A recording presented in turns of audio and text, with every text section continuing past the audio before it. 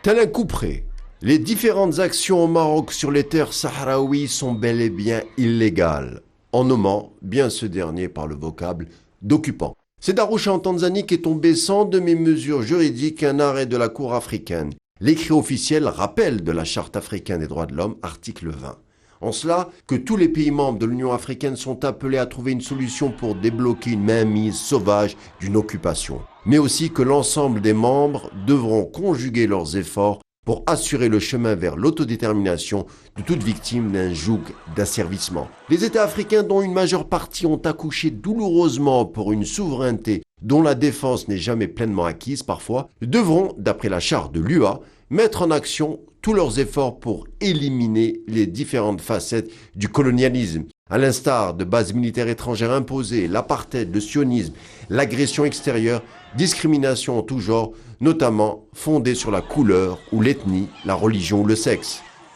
La condamnation de la Cour africaine, et c'est un changement de taille pour un texte officiel, va encore plus loin, et cette fois-ci en condamnant le Maroc, à savoir que collectivement ou individuellement, l'obligation échue envers le peuple sahraoui de prêter tout type d'assistance dans sa lutte pour renouer avec la liberté et dénoncer encore et toujours les violations résultant de l'occupation marocaine. En amont et dans le temps, la communauté internationale, on le souligne, et c'est en cela que le modique lobby de Palais n'y peut rien, et c'est d'après l'avis consultatif de 1975, déclare qu'aucun élément recevable juridiquement parlant ne permettrait d'établir un quelconque lien de souveraineté territoriale entre la partie sahraoui occidentale et le Maroc.